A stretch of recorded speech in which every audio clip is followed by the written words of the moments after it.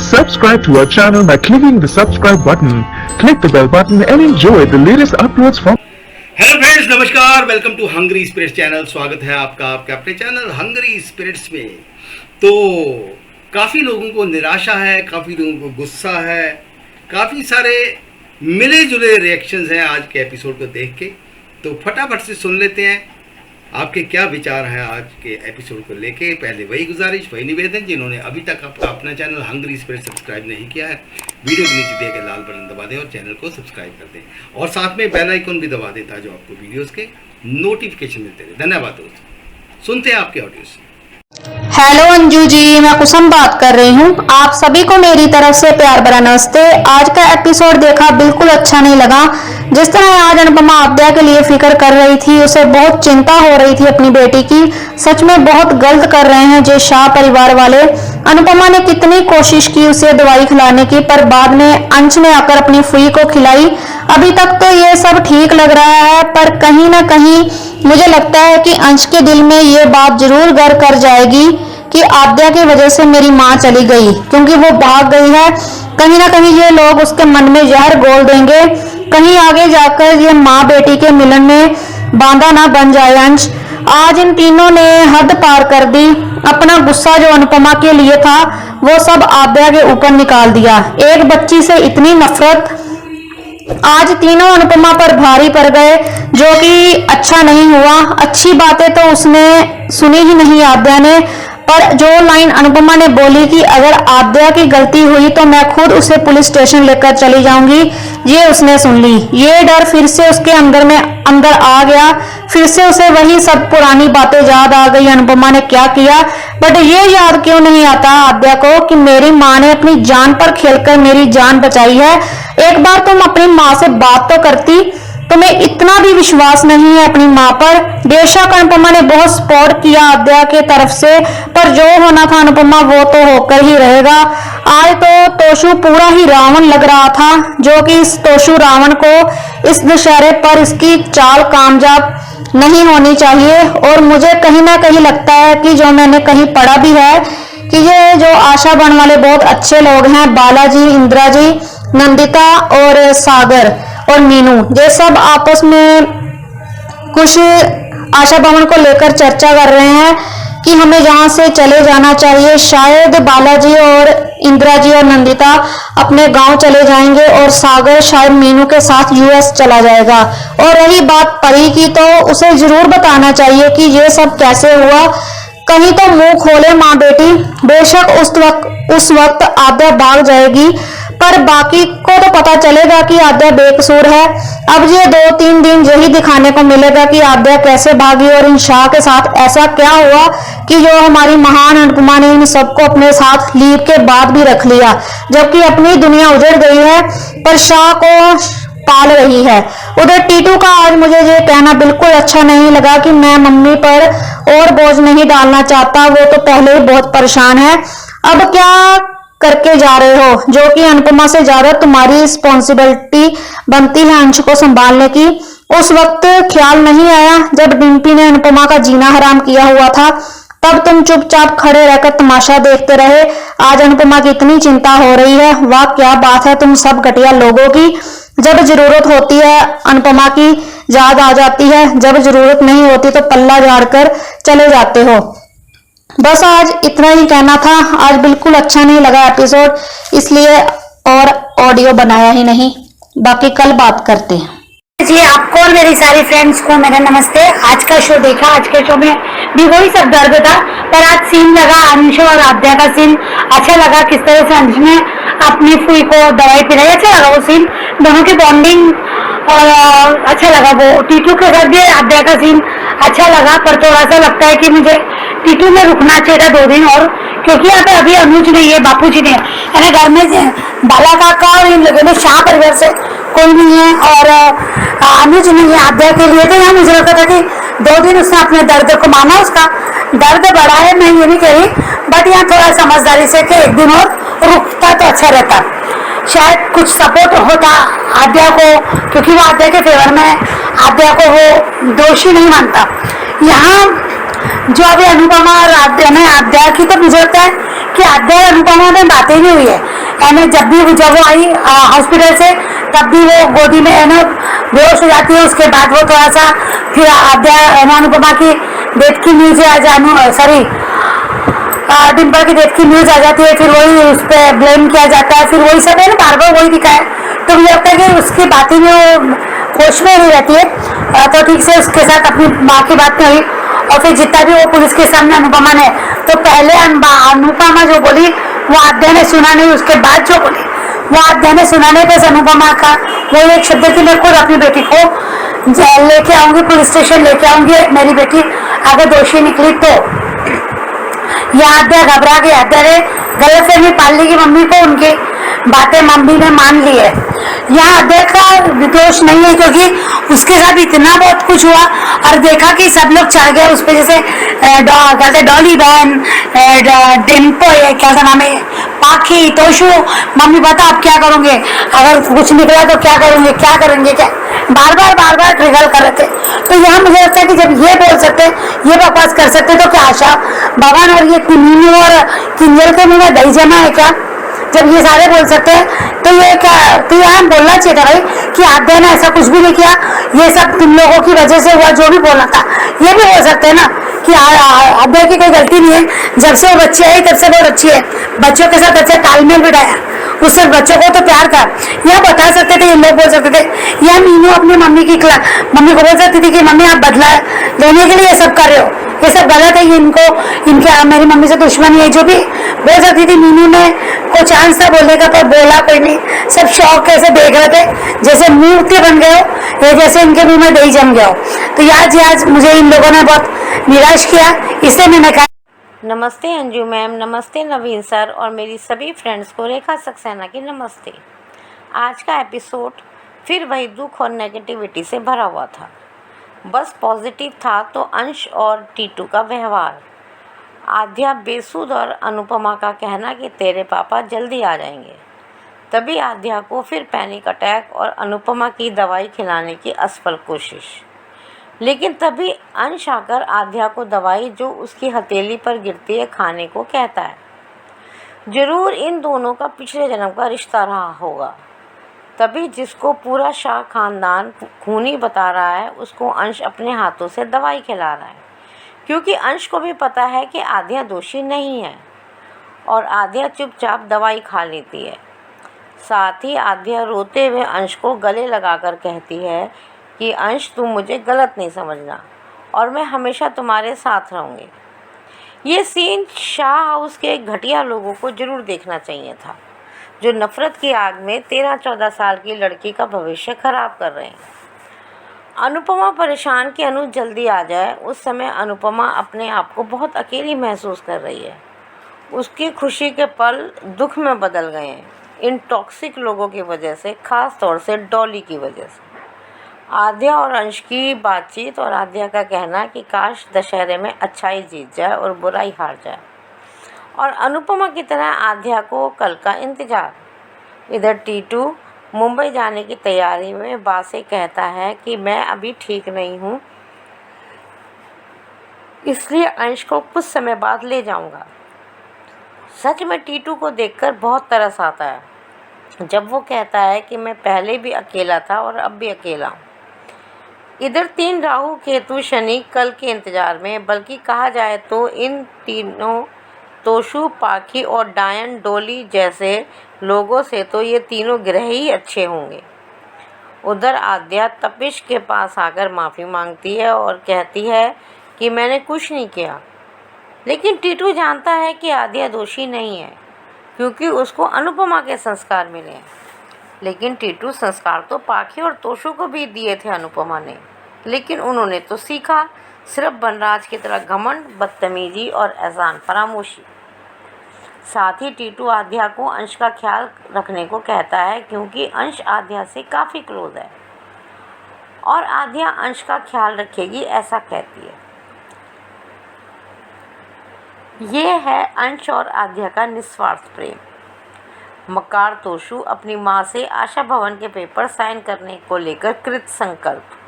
कितना घटिया है, पैसों के लिए माँ की पीठ में भी छुरा भोंक देगा ये तो।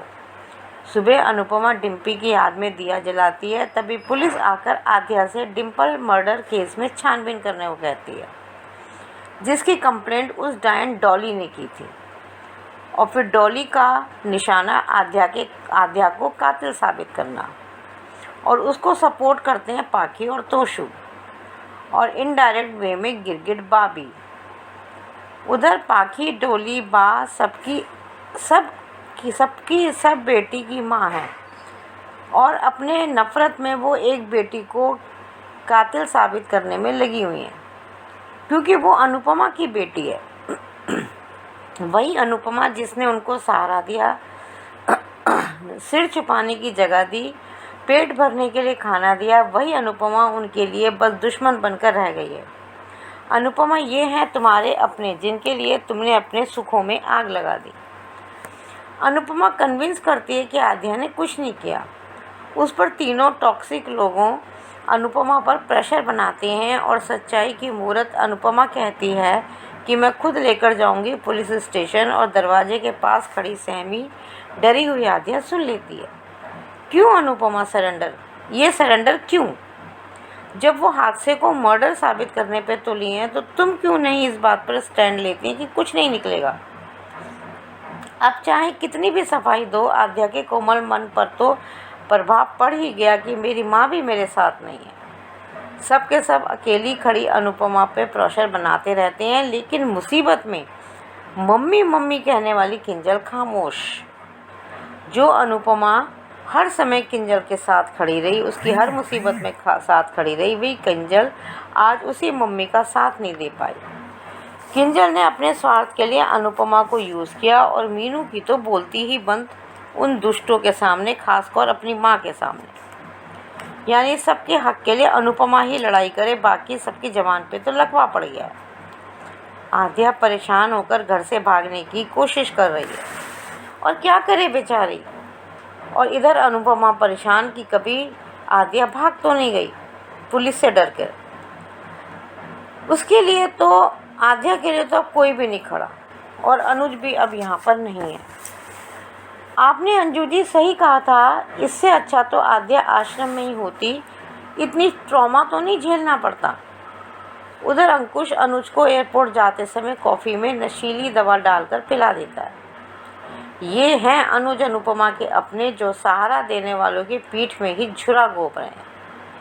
इन रिश्तों को संवारने में अनुपमा ने अपना जीवन खपा दिया। मिला क्या?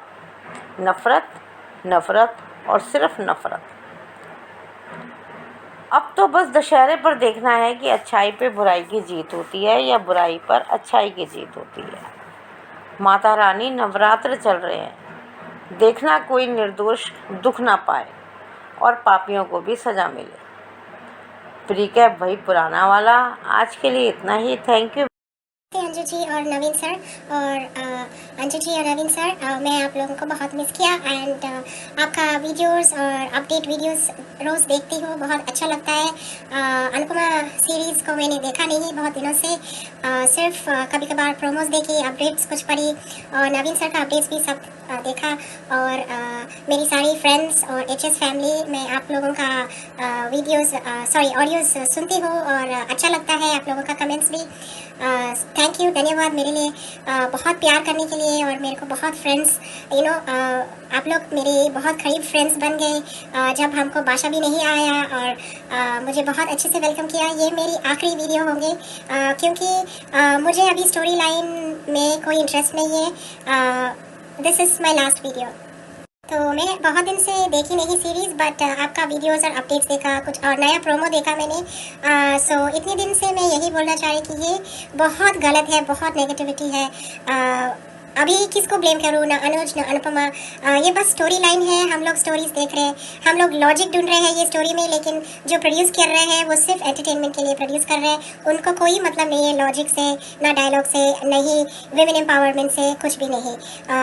इसमें से मुझे समझ में आया this is purely drama, just drama, जो बहुत नेगेटिविटी है। एक 13 ईयर ओल्ड लड़की को पहले बदतमीज़ बनाया एकदम, फिर उसको बेचारी बनाया, फिर उसको क्रिमिनल बनाया। ये अच्छी बात नहीं है। एंड एक ओल्ड एज होम को एक कम्युनिटी सेंटर जैसे बना दिया है, पूरा शाज आके पूरा ख़राब कर दिया एंड इतने सारे नेगेटिविटी।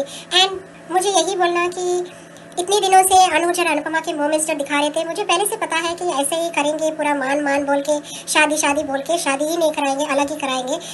ये गलत बात है कि ये लोग गॉड का नाम यूज़ करते हैं कि भगवान ने उनको आशीर्वाद दिया है, खुद ही दिया है, अब शादी तो होगी, लेकिन ऐसा कुछ भी नहीं है एंड स्टूपिड वजह ढूंढ लेते हैं लीप करने के लिए। मैं एक्चुअली गुस्से में नहीं हूँ बट अ बिट अपसेट है एंड आई अंडरस्टैंड कि हम लोग as humans and as audiences हम लोग बहुत इमोशनल हो जाते हैं, अटैच्ड हो जाते हैं एक सीरीज से एंड हम लोग अपने लाइफ में जो हो रहा है हम उसमें कनेक्ट करते हैं थ्रू सीरीज। बट ऐसा है ही नहीं, series is purely drama and they only produced entertainment for drama. It is not logical and कोई सेंस और मतलब ही नहीं बनता है। सो आज का एपिसोड भी वैसा ही था। आद्या बहुत उसका ट्रॉमा लेवल बहुत ज़्यादा है, दवाई नहीं ले रही एंड अनुपमा कर नहीं पा रही। अंश आता है, अंश देता है, सी एक छोटा सा बच्चा को इतना समझ में आता है, लेकिन फिर टीटू भी क्यों जिम्मेदारी नहीं लेना चाह रहा है। टीटू बोल रहा है कि वो देखभाल नहीं कर पा रहे हैं, वो जा रहे हैं। आद्या कहाँ से आद्या उसको देखभाल कर सकता है? आद्या एक 13 ईयर ओल्ड लड़की है, एक 13 ईयर ओल्ड लड़की कैसे उसको देखभाल करेगी पूरा? वो एजुकेटेड भी नहीं है, उसको स्कूल भी नहीं भेजा। बस यही एक this is the message they are sending you, adopt a child. उसको ठीक से एजुकेशन भी नहीं दे पाए, बस शादी वादी मान का ये सब का कर करके पूरा सारा ख़राब कर दिया। और बेसिकली वो जो हैप्पी फैमिली ढूंढ रही थी आद्या, उसको कभी नहीं मिल रही है एंड कभी मिलेगा भी नहीं। एंड फिर डॉली पुलिस बुलाते हैं एंड पुलिस भी कहाँ, 13 साल का लड़की ऐसे नहीं उठा सकते हैं, जुवेनाइल पुलिस आना चाहिए। ये अलग केस बनता है क्योंकि this is not a normal case, she is a child, under aged. फिर भी पता नहीं क्या बकवास दिखाते रहते हैं। आई डोंट वांट टू, मैं अपना गुस्सा नहीं निकालना चाह रहा है, जैसे मैं बोल रही थी कि this is just purely drama, so I don't know. तो जैसे आद्या को डर लग रहा है कि उसकी मम्मी उसको पुलिस के हवाला कर देंगे एंड वो पुलिस बुला रहे हैं उसको, सो वो भाग जाती है। This is not right. And Anuj को वहाँ कुछ कॉफ़ी में इंटॉक्सिकेट करके उसको बेहोश करके फेंक देना है क्लिफ के, he is going to throw him over the cliff के ऊपर फेंक देना। लेकिन ये मैं यही बोलना चाह रहा है कि हाउ कम, क्यों बैड बुराई को अच्छाई से काट रहे हैं? हाँ, कभी भी अच्छा ही हमेशा जीतता है। वैसे ही हम लोग मॉरल्स बच्चों को भी, हर इंसान ऐसे ही साइकिल ऑफ लाइफ में हम यही सीखते हैं कि good will win but bad will never win. But यहाँ पे हमेशा दिखा रहे हैं कि बैड ही विन करता है, कर्सेस ही बनता है। एंड जैसे मैंने अपडेट में पढ़ा है कि अनुज को एक नया मेकओवर देंगे क्योंकि शायद अनुज अपना पूरा पास्ट लाइफ भूल जाएगा और मेमोरी लॉस हो जाएगा, न्यू लाइफ शुरू हो जाएगा। सो आई वॉज थिंकिंग वो रीइनकार्नेट करेगा अनुज को, क्योंकि अगर रीइनकार्नेट करे अनुज को, सो अनुज और अनुपमा मिलने की कोई चांसेस नहीं है बिकॉज अनुपमा 65 ईयर्स ओल्ड की एज प्ले कर रही है and if Anuj is reincarnated वो किधर 20+ या 30+ रहेगा, ये लव स्टोरी जमेगा नहीं। सो देखना पड़ेगा क्या है स्टोरी। बट फिर से अगर मान का शादी का बकवास बनाएंगे, इसलिए मैं आगे नहीं देखूंगी एंड मैं बहुत डिसअपॉइंटेड हूँ सीरीज़ में। एंड आई नो सब फैंस हैं अनुपमा की and they want to see extra drama, but मेरे पास टाइम भी नहीं है and I am not interested. So I love you all. मैं आप लोगों को बहुत मिस करूँगी, लेकिन मैं फिर भी आप लोगों का वीडियोज़ और सब कुछ देखूँगी। बट ये मेरी आखिरी वीडियो है। Bye bye, good night, take care, love you all. नमस्ते अंजू जी और मेरी सभी प्यारी बहनों को मेरी तरफ से प्यार भरा नमस्ते। आज का एपिसोड देखा, आज का भी गुस्से वाला ही था, कोई ढंग नहीं था। जैसे ही आद्या होश में आती है, ट्रॉमा के साथ ही उठती है। अनु दवाई देने की कोशिश करती है लेकिन वो फेंक देती है। दूसरी बार जब देने की कोशिश करती है तब अंश आ जाता है और गोली हाथ में ले लेता है। तब वहां अंश आकर दवा देता है। फूई आप दवा खा लो प्लीज, फूई मुझे रोना आ रहा है। दादू भी चले गए, मम्मी भी चली गई, आद्या फूई है, लेकिन फूई ने भी वादा तोड़ दिया, साथ रहने का वादा किया था ना, फिर क्यों छोड़कर गई? उसने टीटू से पूछा, अंश से भी पूछा, अपनी मम्मी से क्यों नहीं पूछा? अनु को कोई मौका दिया? वो केयर कर रही थी, सब कुछ तो कर रही थी। उसकी बदतमीजी माफ करे, यहाँ तक कि मौत के मुंह में भी पहुंच गई उसे बचाने के चक्कर में। और कैसा प्यार जताए अनु, तब आद्या को मम्मी पर भरोसा होगा। आज आद्या सच में अंश को बच्चे की तरह प्यार कर रही थी। अंश ने आद्या को दवाई खिलाई और कहा, आद्या फुई, आप मुझे छोड़ के मत जाना। लीप के चक्कर में जबरदस्ती ड्रामा, लीड्स को अलग करना होता है। टीटू को आद्या पर भरोसा है, लेकिन आद्या को अनु से इस तरह बात क्यों नहीं की? अनु ने कहा था कि कुछ भी हो, कुछ भी करने से पहले एक बार मुझसे बात करना। ये सबसे बात कर सकती है पर अपनी माँ से नहीं, हद है। अनुज तो खुद भाई ने धोखा दिया, वो मौत के मुंह में पहुंच रहा है। आद्या को अनु से बात करनी चाहिए थी, मगर आद्या ने नहीं की। आकर टीटू और अंश से बात कर सकती है तो अनु से क्यों नहीं? इसी वजह से उसे लगता है कि मम्मी भरोसा नहीं करेगी और पुलिस के हवाले कर देगी। मगर ऐसा कुछ नहीं था। आद्या की गलतफहमी है। अनु और आद्या बात कर लेते तो अच्छा होता। तीनों राक्षसों को घर से बाहर क्यों नहीं निकाला अनु ने? अनु की छत्र छाया में त्रिदेव कांड करते रहेंगे। अनु जैसी फुल औरत दुनिया में कोई नहीं। इन तीनों का कुछ नहीं हो सकता। अनु कुछ होने नहीं देगी, भले ही इनके कारण अनु और आद्या इससे दूर हो जाए। अनुज ने कैसे अंकुश की बात पर बिलीव किया और अंकुश ने अनुज को मारने की कोशिश की। अनु सही, जो हर बार अंकुश पे भरोसा करता है। क्यों आज भी उसकी गाड़ी में बैठकर और कॉफी पीकर, और उसके बहुत बड़ी गलती की है। लो हो गया कांड। त्रिदेवों ने अनु के दिमाग से खेल गए और उसके मुंह से ही बुलवा लिया जो चाहते थे। शैतान है ये लोग। ये तीनों के तीनों चांडाल चौकड़ी है। जैसे राक्षस करते हैं वैसे तो सच में रावण लग रहा है। और डीकेपी रावण को जिता रहे हैं दशहरे के दिन। आद्या इतना सही कैसे सुन के उसके कान बंद हो गए। आद्या परी को जब कमरे में बंद किया था तब अनु ने ये बात अनुज को नहीं बताई। आद्या फिर भी अनु पर क्यों नहीं ट्रस्ट कर पाई? आद्या को जब याद आ रहा है था तो ये क्यों नहीं आया? उसने अपनी मम्मी के साथ क्या क्या किया है। उन्होंने अपनी जान पर खेलकर आद्या को मेघा से बचाया। इन सब में गलती अनुज एंड अनु की है। सबको माफ कर देते हैं एंड सब पे भरोसा करते हैं। अनु सास को माफ करके आशा भवन लेके आई एंड अब देखो ये क्या क्या कर रहे हैं। अनुज को देखो, जिस भाई ने इतना कुछ किया फिर भी साथ चल गया एंड ड्रिंक भी कर ली कॉफी पीकर। इतना बड़ा बिजनेसमैन एंड इतना भी पता नहीं चला, दुश्मन पे भरोसा कर लिया। अनु ने आद्या के सपोर्ट में कितना कुछ कहा, सबसे लड़ी। आद्या ने सुनी तो बस एक ही लाइन, वो डर हुई है और ट्रॉमा में भी कि उसकी वजह से जान गई तो इसमें उसका क्या फॉल्ट है। यहाँ गला फाड़ने से अच्छा है अपनी बेटी को विश्वास दिलाया होता। लेकिन ऐसा करना होता तो पहले जब झगड़े होते थे डिम्पी आद्या में तभी कोई स्टैंड लेती, उस वक्त नहीं लिया तो अब बहुत देर हो चुकी है। सच तो है ये है कि आद्या तुम खुद अपनी मम्मी पर ट्रस्ट नहीं करती हो। अनु ने एक पल के लिए भी तुम्हें दोषी नहीं माना। आद्या को डर था मम्मी को कन्विंस करने की कोशिश तो कर सकती थी। अनुज अनु दोनों ने आद्या को वार्न किया था, कैसे भी हालत हो, कुछ भी हो, लेकिन घर छोड़कर नहीं जाओगी। फिर भी अपनी मन की करी हमेशा की तरह और घर छोड़कर चली गई। आद्या ने प्रूव कर दिया कि अडॉप्ट बच्चों को कितना भी प्यार कर लो वो आपके प्यार पे शक करते हैं, ट्रस्ट नहीं कर पाते। अनुज आद्या के लिए अनु से दूर रहा, सब कुछ किया। आद्या की वजह से सड़क पर रहे, फिर भी उनके प्यार में कोई कमी नहीं आई, कोई दोष नहीं दिया। फिर भी आद्या ने ये कदम उठाया। अरे एक बार अपनी मम्मी पे विश्वास तो कर लेती, सब कुछ सुना तो थोड़ा और सुन लेती। लेकिन ये तीन चांडाल चौकड़ी ना बहुत ही नालायक है।